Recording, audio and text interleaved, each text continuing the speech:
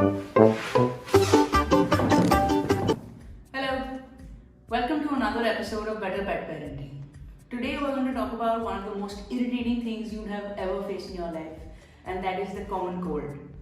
Rarely life-threatening, but definitely irritating. Common colds have affected, I'm guessing, every human. But what we're about to discuss today is whether they can actually affect your dog or not.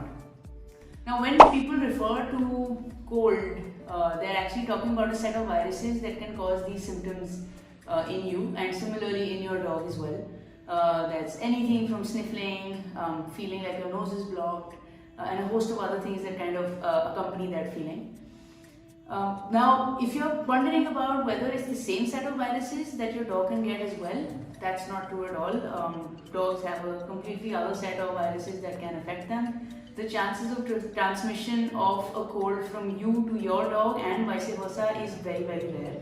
But your dog can, of course, transfer the cold onto other dogs in the neighborhood. Why it's important to know about your dog having a cold is because it's not always a mild virus. It could be a more serious virus that could have affected your dog, and cold is just one of the symptoms that your dog now has. One of the major diseases that you should definitely watch out for is kennel cough.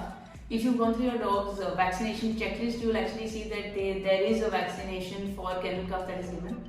But if you've missed one of the boosters or you've gotten late on the dates for those vaccinations, your dog could easily pick this up. Now, the key identifier for a kennel cough is a severe cough, and there's a peculiar honking sound that comes along with it that vets use as a first measurement of the illness. There's a lot of other symptoms that come along with it as well, common cold being one of them. There are, of course, other causes that could lead to your dog getting a cold as well. So the best bet for you would be, if you see your dog with symptoms like a cold, make sure you take them to the vet. Your vet will run a number of diagnostic tests and ascertain what exactly is causing it. This could be anything from a mild virus to hopefully not a more serious illness that your dog may be suffering from. Treatment for a common cold could really depend on what the underlying cause is. Depending on what the cause is, it will either just go away on its own, or if there is a more serious underlying cause, your doctor will prescribe a treatment for your dog, which could involve antibiotics for secondary infection. Maybe your dog needs to get some fluids as well because they're immunocompromised, and a host of other things. But check with your vet. By the way, you can stay on top of all your numerous medical records for your dog by using the Sploot app. It allows you to organize your dog's medical records, also set reminders for important tasks, and access content like this which is relevant to you.